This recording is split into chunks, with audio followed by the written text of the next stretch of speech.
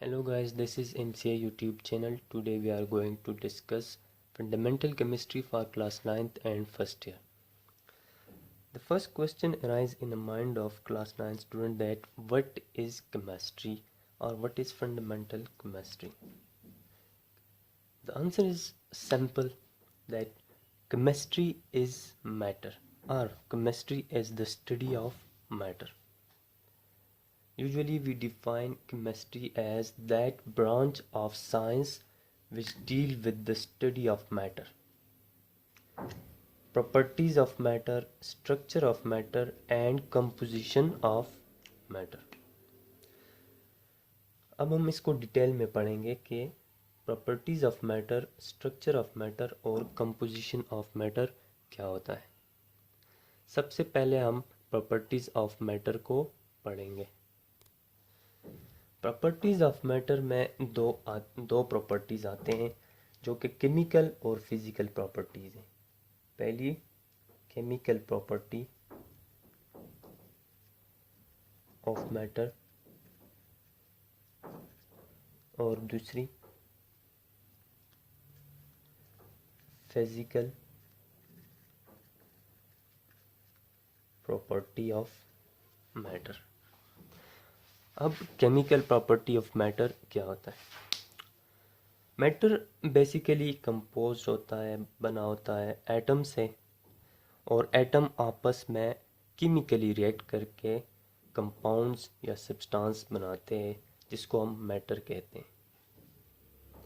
अब केमिकली जो रिएक्शन होता है एटम्स के बीच में और जिससे मैटर बना होता है और उसकी जो प्रॉपर्टीज़ होती है उसको हम केमिकल प्रॉपर्टीज़ कहते हैं कि how atoms react and how they form different types of compounds which is called matter.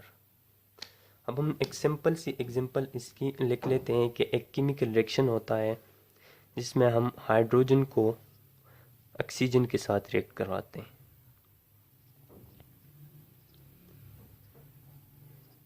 और हमारे पास H2O बनती है। अब बेसिकली होता क्या है कि हाइड्रोजन और ऑक्सीजन के बीच में केमिकल बॉन्ड बनता है। हाइड्रोजन केमिकली ऑक्सीजन के साथ रिएक्ट करता है। ऑक्सीजन के पास एक लोन पेयर ऑफ इलेक्ट्रॉन होता है और दो जो इलेक्ट्रॉन होते हैं वो नॉन पेयर होते हैं, सिंगल इलेक्ट्रॉन होते हैं जो कि हाइड्रोजन के साथ बॉन्ड बनाते हैं। हाइड्रोजन के पास एक ही इलेक्ट्रॉन होता है। हाइड्रोजन के इलेक्ट्रॉन को हम क्रॉस से ज़ाहिर करेंगे, ऑक्सीजन के इलेक्ट्रॉन को हम डॉट से ज़ाहिर करेंगे। अब इनके बीच में केमिकल बॉन्ड बनती है अट्रैक्शन की वजह से। केमिकल बॉन्ड बनने की वजह होती है स्टेबिलिटी गेन करना, अपनी ऑक्टेट और डबलेट पूरा करना, जो कि हम नेक्स्ट लेक्चर में डिटेल से बताएंगे कि केमिकल बॉन्ड क्यों बनती है। फिलहाल हम यहाँ पे केमिकल प्रॉपर्टी को स्टडी करेंगे कि केमिकल प्रॉपर्टी ऑफ मैटर क्या होता है। केमिकल प्रॉपर्टी ऑफ मैटर मतलब केमिकली रिएक्ट करना, एटम्स आपस में केमिकली रिएक्ट करें तो उसको हम केमिकल प्रॉपर्टीज ऑफ मैटर कहते हैं। नेक्स्ट हमारे पास है फिजिकल प्रॉपर्टी ऑफ मैटर। अब फिजिकल प्रॉपर्टी ऑफ मैटर से क्या मतलब होती है? अब हमारे पास मैटर जो भी, लेट्स सपोज हम वाटर लेते हैं, वाटर हमारे पास एक एक्सीलेंट एग्जांपल है। अब हम वाटर को देखते हैं तो वाटर की एक ख़ास मेल्टिंग पॉइंट होती है, जैसे कि वाटर 100 डिग्री सेंटीग्रेड पे मेल्टिंग पॉइंट नहीं, बॉइलिंग पॉइंट होती है, जैसे कि वाटर 100 डिग्री सेंटीग्रेड पे बॉयल होती है। इसी तरह वाटर की मेल्टिंग पॉइंट जो कि 0 डिग्री सेंटीग्रेड है, 0 डिग्री सेंटीग्रेड पे वाटर जो है वो मेल्ट होती है, सॉलिड आइस से लिक्विड वाटर में कन्वर्ट होती है 0 डिग्री सेंटीग्रेड।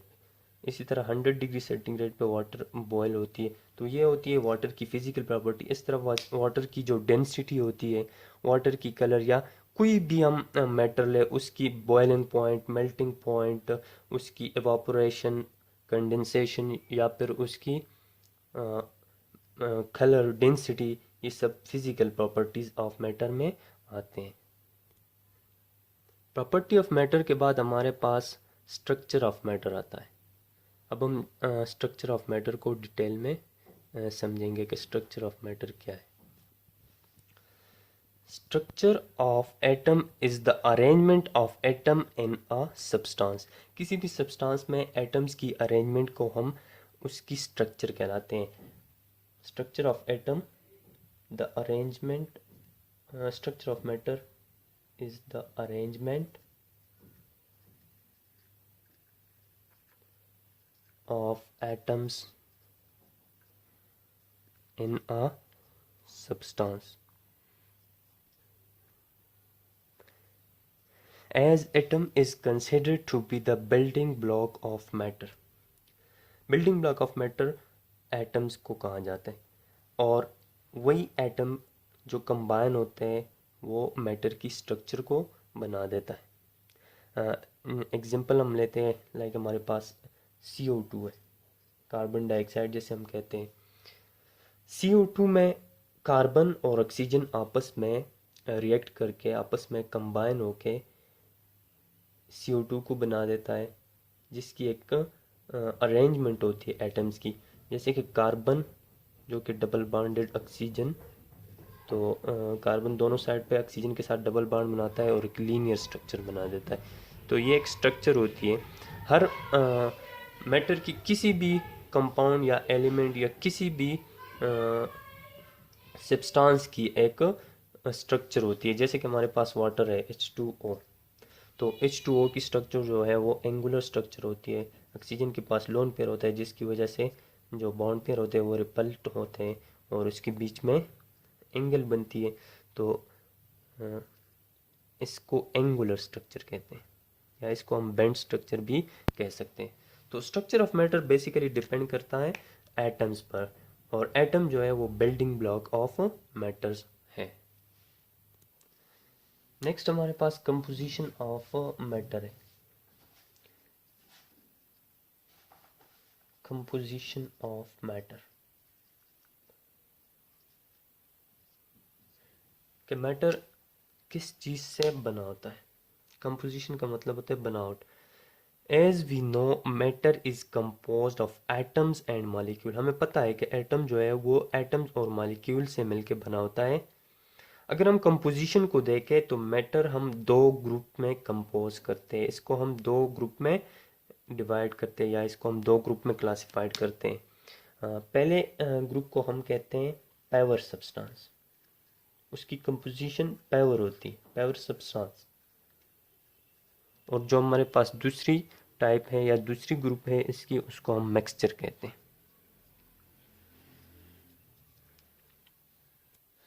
अब पेवर सब्सटेंस हमारे पास क्या होता है।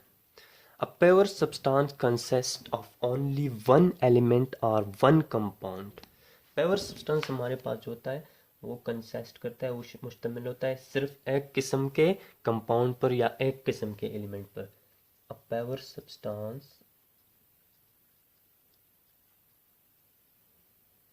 is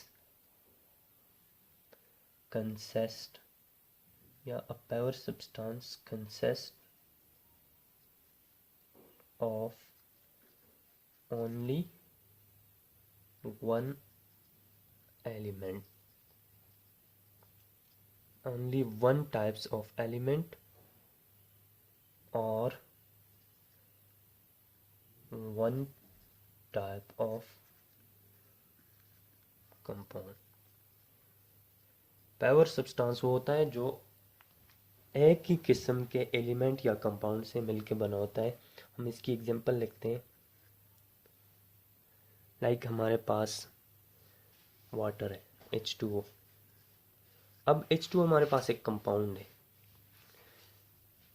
जो कि अगर हम सारे वाटर को, हम एक ग्लास वाटर को हम इकट्ठा करें तो उसमें सारे H2O होंगे, एक किस्म के H2O होंगे, कोई दूसरी चीज़ नहीं होगी, तो वो एक प्योर सब्सटेंस होगी। इस तरह हमारे पास अगर हम गोल्ड ले लें, अगर हमारे पास एक सोने की अंगूठी है तो उसमें सारा गोल्ड ही होगा, गोल्ड के एलिमेंट्स ही होंगे, वो एक प्योर सब्सटेंस होगी, इसको कहते हैं प्योर सब्सटेंस। इसके बरक्स मिक्सचर क्या होता है। मिक्सचर कंसिस्ट ऑफ टू और more different substances not chemically joined together. Mixture में दो या दो से ज़्यादा सब्सटेंस होते हैं जो कि केमिकली एक दूसरे के साथ रिएक्ट नहीं करते। लाइक हमने H2O को बनाया तो हाइड्रोजन और ऑक्सीजन रिएक्ट करके बने, केमिकली रिएक्ट करके बने, ये इसलिए पेवर सब्सटेंस है। अगर ये दोनों केमिकली रिएक्ट ना हो, जैसे कि एयर होती है, एयर में ऑक्सीजन अलग होती है, हाइड्रोजन अलग होती है, नाइट्रोजन अलग होती है, तो एयर में एक मिक्सचर है। और इसी तरह मिक्सचर जो होती है वो केमिकली रिएक्ट नहीं करती, जिसमें मुख्तलिफ गैसेस अगर केमिकली रिएक्ट ना करे तो वो एक मिक्सचर बन जाती है, और अगर वो रिएक्ट करे तो वो एक कंपाउंड बना देती है, एक पेवर सब्सटेंस बनाती है। कंपाउंड जो है वो हमारे पास पेवर सब्सटेंस होता है, और मिक्सचर जो हमारे पास है वो पेवर नहीं होता है, वो अनपेवर सब्सटेंस होता है। तो मिक्सचर को हम लिखते हैं अनपेवर सब्सटेंस।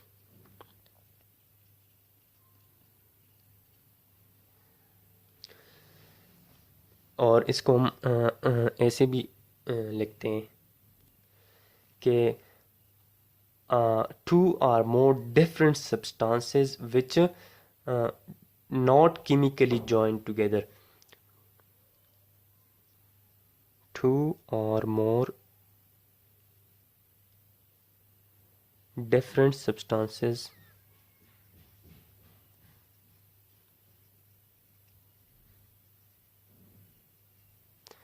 which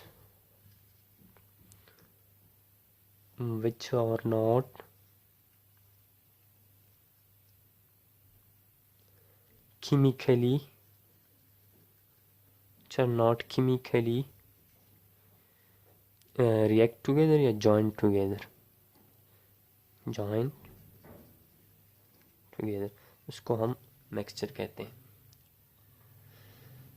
इसी तरह मिक्सचर के हम एग्जांपल लिखते हैं कि जब हम साल्ट को वाटर में डिज़ोल्व करते हैं, हम साल्ट को वाटर में मिक्स करते हैं। जैसे कि हमारे पास इसकी एग्जांपल हम यहाँ पे लिखेंगे, सॉल्ट प्लस वाटर। अब साल्ट प्लस वाटर को हम मिक्स करें तो एक मिक्सचर बनाते हैं, क्योंकि वाटर जो है वो साल्ट जो है वो वाटर में डिज़ोल्व होती है, वो रिएक्ट नहीं करती है, वो हल हो जाती है। तो जो सोल्यूशन बनती है वो होमोजीनियस सोल्यूशन उसको हम कहते हैं। तो इस तरह के मिक्सचर जिसकी अपीयरेंस में कोई डिफरेंस ना हो, लाइक वाटर में हम जब साल्ट डालते हैं तो साल्ट गुम हो जाती है और वाटर की ही अपीयरेंस हमको मिलती है। इस तरह के मिक्सचर को हम होमोजीनियस मिक्सचर कहते हैं। तो इसको अब हम आगे दो कैटेगरीज में डिवाइड करते हैं, मिक्सचर को homogeneous mixture and heterogeneous mixture. तो अब मिक्सचर की टाइप को यहाँ पे लिखते हैं, मिक्सचर। तो इसकी दो किस्में हैं, होमोजीनियस मिक्सचर और दूसरी जो है वो हेट्रोजीनियस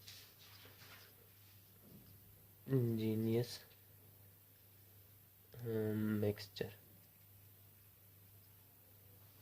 अब होमोजीनियस मिक्सचर क्या होती है? जिसकी अपीयरेंस में कोई चेंज ना आए, या उसकी फेज जो फेज हो उसमें कोई चेंज ना आए। मतलब अगर वो जो लिक्विड हो उसमें अगर आप सॉलिड डालें तो वही लिक्विड ही आपको नज़र आए, उसकी अपीयरेंस वही लिक्विड ही रहे, और मिक्सचर जो है उसकी अपीयरेंस चेंज ना हो जाए, तो उसको हम होमोजीनियस मिक्सचर कहते हैं। लाइक उसकी एग्जांपल हमने डिस्कस कर दी कि साल्ट और वाटर को जब हम आपस में कंबाइन करते हैं तो वो होमोजीनियस मिक्सचर बनाती है। इस तरह हेट्रोजीनियस मिक्सचर वो मिक्सचर होती है जब हम दो कंपाउंड्स को या दो सब्सटेंसेस को आपस में मिलाते हैं तो वो आपस में तो मिल जाते हैं, लेकिन उसकी जो फिज़िकल अपीयरेंस होती है वो बदल जाती है, वो सेम नहीं रहती। जैसे कि हमारे पास एलाइज होते हैं, हम कॉपर और जिंक को आपस में मिक्स करके ब्रास बना देते हैं। इस तरह हम साइल को देखें तो साइल में मुख्तलिफ़ किस्म के मिक्सचर आपस में मिले हुए होते हैं, उसकी एक किस्म की वो कंपोजिशन नहीं होती, कंपोजिशन उसकी चेंज हो जाती है। इस तरह की मिक्सचर को हेट्रोजीनियस मिक्सचर कहते हैं। एयर को हम अगर देखें, एयर में मुख्तलिफ़ किस्म के गैसेस होते हैं, लाइक नाइट्रोजन, ऑक्सीजन, हाइड्रोजन, तो मुख्तलिफ़ किस्म, कार्बन डाइऑक्साइड, ये गैसेस आपस में मिलके एक हेट्रोजीनियस मिक्सचर बनाते हैं। अब यहाँ पे इसकी डिफिनीशन लगते हैं कि homogeneous mixture, the mixture in which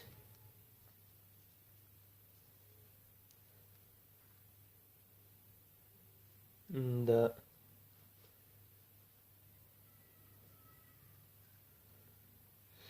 two substances looks like one, जिसमें एक ही सब्सटेंस आपको दिख रही हो उसको हम होमोजीनियस मिक्सचर कहते हैं। और heterogeneous mixture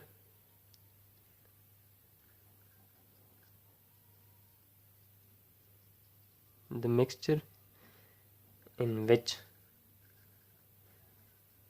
the appearance of both substances occurs, जिसमें दोनों सब्सटेंस की अपीयरेंस नज़र आए उसको हम हेट्रोजीनियस मिक्सचर कहते हैं। इसकी एग्जांपल हम एलाइज लिखेंगे। एलाइज में हमारे पास इसकी जो एग्जांपल है बेसिक वो जिंक और कॉपर की जो एलाई है इसको हम ब्रास कहते हैं। इसी तरह हमारे पास दूसरी एग्जांपल आती है, हमारे पास हम एयर लेते हैं। इसी तरह हमारे पास सॉइल है। तो ये सारी हेट्रोजीनियस मिक्सचर है। और होमोजीनियस मिक्सचर हमारे पास हम शुगर को हम वाटर में डालें, शुगर प्लस वाटर। इसी तरह हम साल्ट वाटर में डालें, और भी बहुत सारी मिसालें हैं वो देख सकते हैं। अब नेक्स्ट हमारे पास जो है वो कंपाउंड्स और मॉलिक्यूल के what is the difference between compounds and molecule. हम अब बेसिक डिफिनीशन की तरफ जा रहे हैं। केमिस्ट्री की डिफिनीशन जो थी उसको हमने डिस्कस कर दिया कि chemistry is the study of matter. और फिर आगे हमने मैटर की प्रॉपर्टीज़, मैटर की स्ट्रक्चर, मैटर की कंपोजिशन के बारे में बताया। फिर हमने मिक्सचर और प्योर सब्सटेंस के बारे में बताया। अब नेक्स्ट हम मॉलिक्यूल और कंपाउंड्स की तरफ जाते हैं कि मॉलिक्यूल और कंपाउंड के बीच में क्या डिफरेंसेस होता है and what is molecule and what is compound.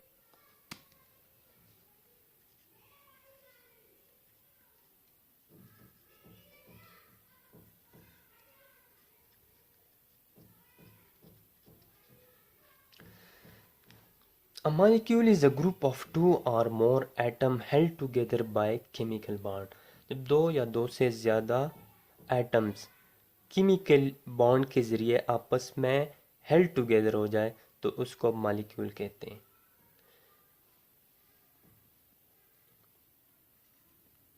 A molecule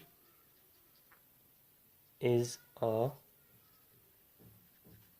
group of two or more atoms held together by chemical bond। अब यहाँ पे इसकी एग्जांपल हम लेते हैं कि हमारे पास एक मॉलिक्यूल है जिसको हम H2O कहते हैं, H2O वाटर। अगर H2O में देखें तो ऑक्सीजन और हाइड्रोजन आपस में केमिकल बॉन्ड के जरिए जुड़े हुए हैं। तो इस तरह के मॉलिक्यूल जिसमें बॉन्डिंग हो और जो कि स्टेबल हो, जो कि स्टेबल स्टेट में हो, तो उसको हम मॉलिक्यूल कहते हैं। अब कंपाउंड हमारे पास क्या होता है?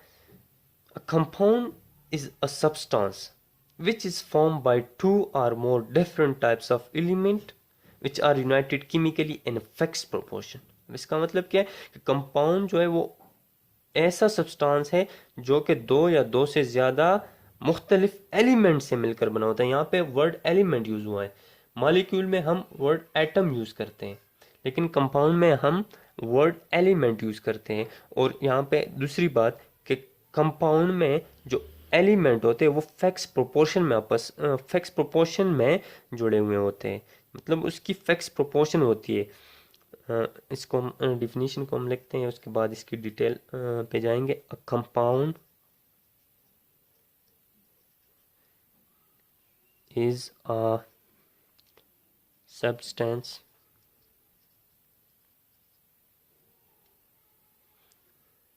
which is formed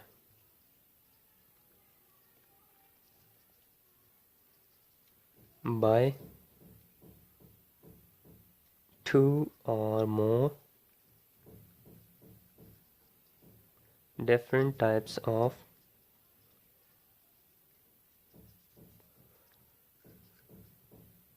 element.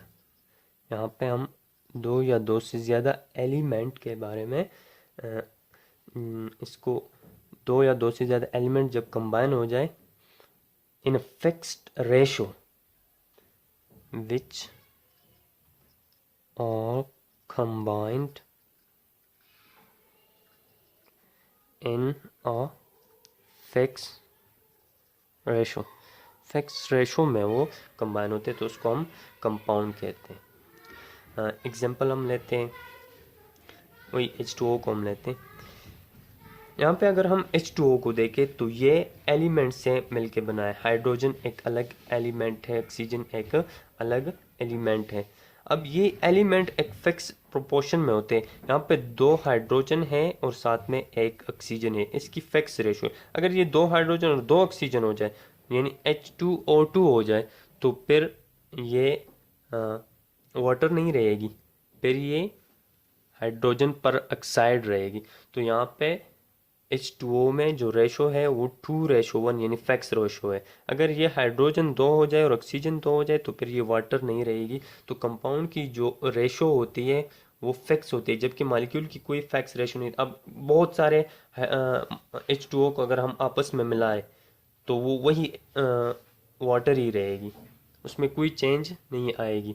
तो ये मॉलिक्यूल है। अब हम जितने भी कंपाउंड है, मतलब ये H2O एक कंपाउंड है तो ये मॉलिक्यूल भी है, लेकिन सारे मॉलिक्यूल कंपाउंड्स नहीं होते। ये एक मेन पॉइंट है कि सारे मॉलिक्यूल्स कंपाउंड होते हैं लेकिन सारे कंपाउंड्स मॉलिक्यूल नहीं होते हैं।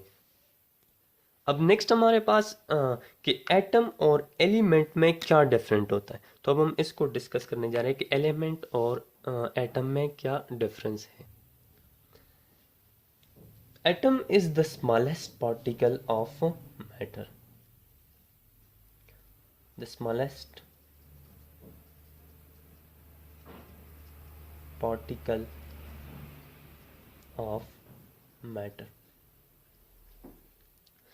ओल्ड कंसेप्ट में जो कि डाल्टन ने डिस्कवर किया था एटम को, एटम का मतलब है इनडिविजिबल। एटम मीन इनडिविजिबल, जो कि तकसीम नहीं हो सकता है। पहले ज़माने में साइंटिस्ट ये उनकी आइडिया थी कि एटम जो है वो फंडामेंटल पार्टिकल ऑफ मैटर है और वो इनडिविजिबल है, जो कि मज़ीद डिवाइड नहीं हो सकती। लेकिन मॉडर्न जो कंसेप्ट है उसमें एटम जो है वो फर्दर डिवाइड किया हुआ है और वो फंडामेंटल पार्टिकल नहीं है। और मॉडर्न कंसेप्ट के मुताबिक एटम जो है वो डिविजिबल है। मॉडर्न कंसेप्ट के मुताबिक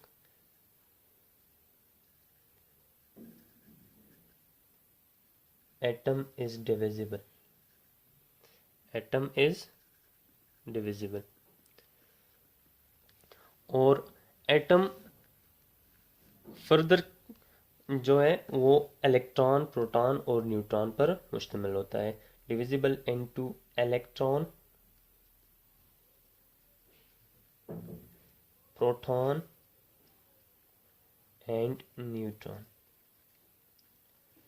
अब इसको डिस्कस करने से पहले, इलेक्ट्रॉन, प्रोटॉन, न्यूट्रॉन और एटम की स्ट्रक्चर को डिस्कस करने से पहले हम एलिमेंट की तरफ जाते हैं, फिर वापस आएंगे एटम की स्ट्रक्चर को डिस्कस करेंगे। अब एलिमेंट क्या होता है? Element is the purest form of matter. The purest form of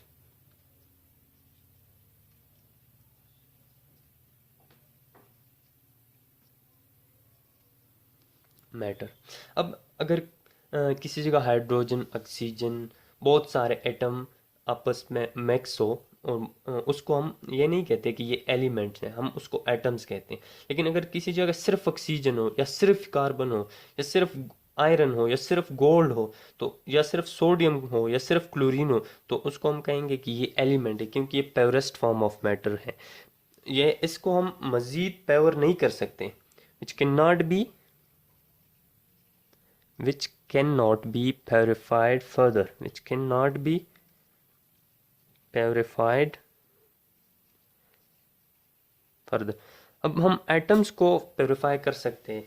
अगर किसी जगह मुख्तलिफ किस्म के एटम होते हैं तो उसमें से हम एक किस्म के एटम्स को अलग कर सकते हैं। हमारे पास कार्बन, ऑक्सीजन या नाइट्रोजन की मिक्सचर हो एटम्स की, तो उससे हम नाइट्रोजन के जो एटम्स है वो अलग कर सकते हैं, कार्बन के जो एटम्स है उसको अलग कर सकते हैं। लेकिन अगर हमारे पास एक किस्म के एलिमेंट हो, यानी हमारे पास सिर्फ कार्बन के एलिमेंट्स हो, तो उसको मज़ीद पावर नहीं कर सकते, वो प्योरेस्ट फॉर्म ऑफ मैटर होती है। तो ये हमारे पास एलिमेंट और एटम में डिफरेंस थी। अब हम एटम को फर्दर डिटेल में डिस्कस करने जाएंगे।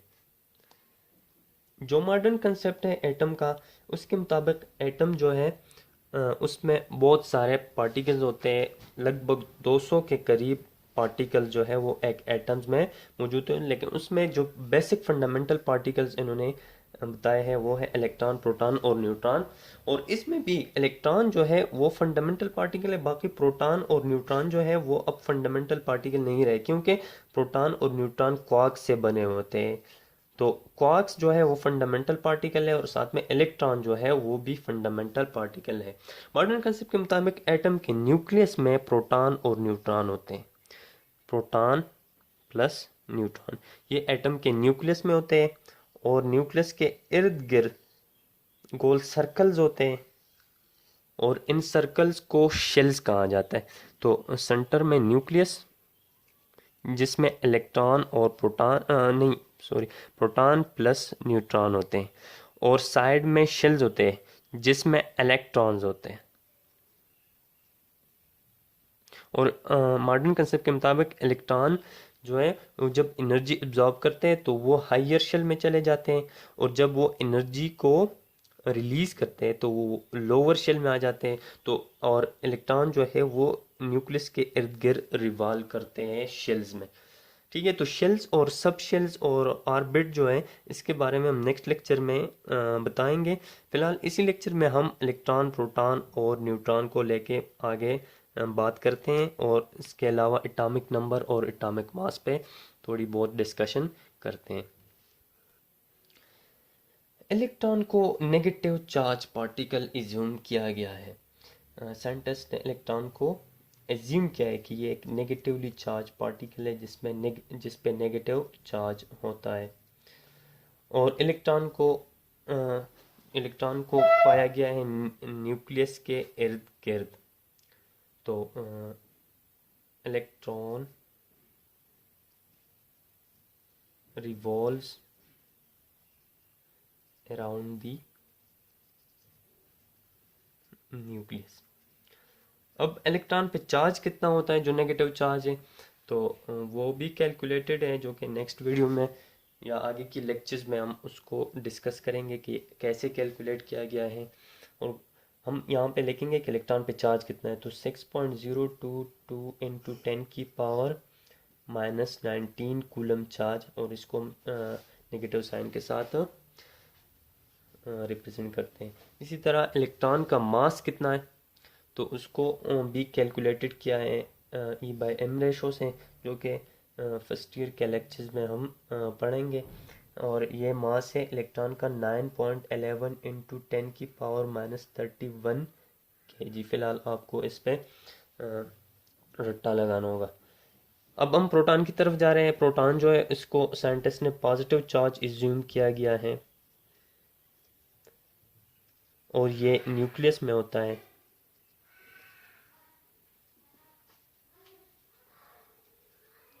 प्रोटॉन पे जो चार्ज है वो एग्जैक्टली इलेक्ट्रॉन के इक्वल है, लेकिन उसको हम प्लस साइन के साथ रिप्रेजेंट करते हैं, और इसको भी हम नेक्स्ट लेक्चर्स में प्रूफ करेंगे कि ये इतना चार्ज प्रोटॉन पे आया कहाँ से। प्रोटॉन की मास जो है वो इलेक्ट्रॉन से ज़्यादा है, 1.67 इंटू 10 की पावर -27 kg, जो आपको याद करना होगा। इसके बाद हमारे पास है न्यूट्रॉन। न्यूट्रॉन जो है ये न्यूट्रल पार्टिकल होती है, इस पे कोई चार्ज नहीं होता है, ज़ीरो चार्ज इस पे होता है। इसको न्यूट्रॉन नाम इसलिए दिया गया है कि ये न्यूट्रल पार्टिकल है। ये भी साइंटिस्ट ने तस्वीर किया गया है कि ये न्यूक्लियस में होता है, रिसाइड इन न्यूक्लियस। इस पे कोई चार्ज नहीं होता है, ज़ीरो चार्ज होता है, और इसकी मास जो है वो प्रोटॉन से थोड़ा सा ज़्यादा होता है, 1.6749 इंटू 10⁻⁻27 kg। अब नेक्स्ट हम जाते हैं एटॉमिक नंबर और एटॉमिक मास के तरफ। Atomic number is the number of proton present in the nucleus of an atom. हम किसी भी एक एटम को इज्यूम कर लेते हैं और उस एटम के न्यूक्लियस में जितने प्रोटॉन होते हैं वो उसके एटॉमिक नंबर कहलाता है। तो atomic number is the number of proton present in the nucleus of an atom.